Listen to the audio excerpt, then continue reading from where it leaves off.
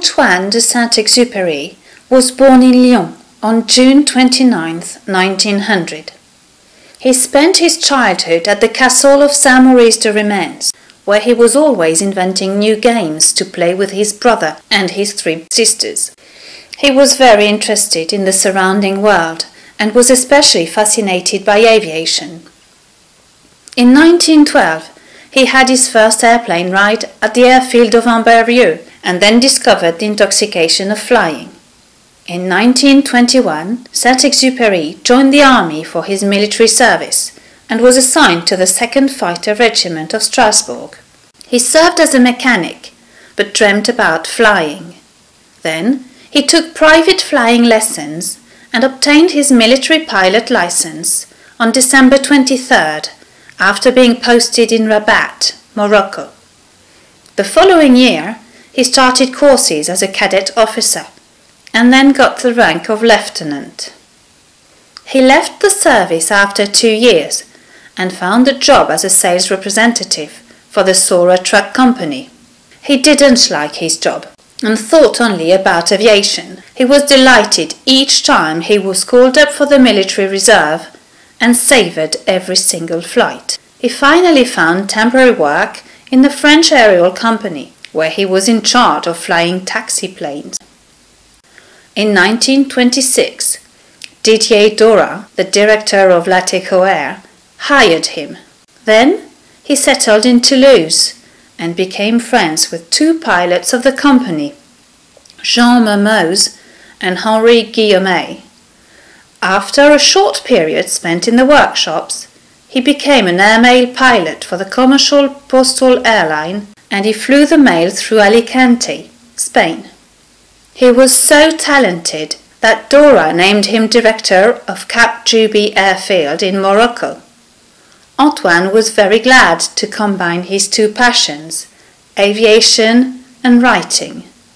In 1929, Gallimard published his first novel, Southern Mail, and Didier Dora named him Air Mail Director in Argentina.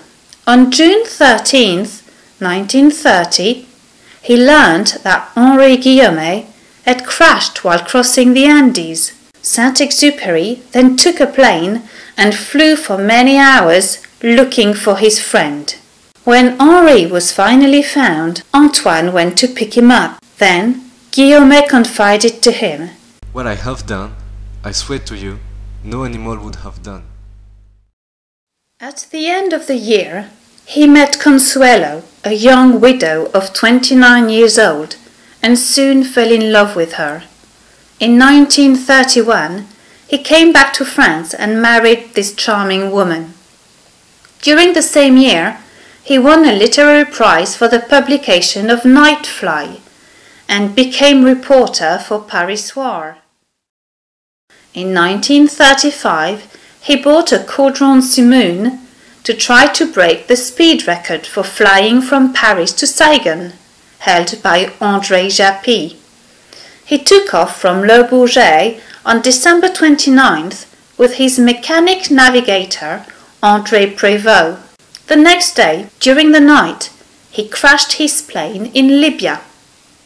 While he was lost in the Sahara Desert, he dreamt about his life and the son he didn't have. This is how he imagined his meeting with the little boy coming from elsewhere who asked him to draw a sheep. He was so dehydrated after a couple of days in the intense desert heat that he thought he was lost. After 4 days, a Bedouin discovered them and saved their lives. Saint-Exupéry paid tribute to him in his memoir, Wind, Sand and Stars, through these words.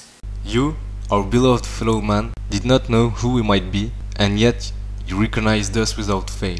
And I, in my turn, shall recognize you in the faces of all mankind. You came towards me in an aureole of charity and magnanimity bearing the gift of water. After this accident, his 4th, he wrote a series of articles about the Spanish Civil War. On December 7th, 1936, Jean Mermoz crashed in the Atlantic with his seaplane. When Antoine learnt of it, he appeared very sad. On September 3rd, 1939, World War II began. Reserve Captain Saint-Exupéry was assigned to the 233 Reconnaissance Group. He flew Postal 63 and then Bloch 174. On May 23, 1940, he took photographs of Arras while German forces invaded the town. This mission inspired the book Flight to Arras. Soon after, the defeat happened and it was time to flee. Having arrived in Bordeaux with his fellow refugees, he took a plane he had never flown before and crossed the Mediterranean Sea to take them to North Africa. After France's armistice with Germany, he went into exile in North America with the intention of convincing the United States to come into the conflict with Nazi Germany in Europe. On November 27th, Henri Guillaumet was shot down over the Mediterranean Sea. Saint-Exupéry, once more, lost a dear friend. In 1943, thanks to his connections, he joined the Free French Air Force. He received the rank of major and got back to the 233 group in Tunisia. It was at this time that he discovered a new aircraft, the P-38 Lightning. This twin-engine plane was completely unlike all the planes he used to fly with. Despite its complexity, Antoine got used to it quickly. The squadron settled in Alghero, Sardinia, before setting up near Bastia, Corsica. Antoine was very pessimistic about the future. As a great humanist, considering that all humans are brothers, he was deeply affected by this endless world war. In his last letter to Pierre Dalloz, written on July 30th, 1944, he said, "If I'm shut down, I'll regret absolutely nothing. The future termites mound horrifies me, and I hate their robot-like virtue. As for me, I was made to be a gardener." On the morning of July 31st, 1944, he went to Bastia Borgo airfield to perform a photographic reconnaissance mission. Major Saint-Exupéry got ready for the flight, while one of his comrade officers helped him to put on his flight suit. Indeed, his numerous accidents and their consequences prevented him from executing some movements. As usual, everyone could see the pain on his face during this operation. Then, someone helped him to tie his parachute, and he took his place in the cockpit of his plane. He took off at 8:30 a.m. in the P-38 F5, number 268-223, to France. Soon after, while overflying the Mediterranean Sea, he dramatically vanished without a trace.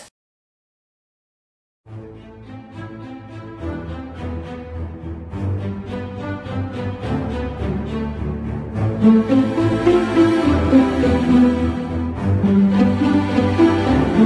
you.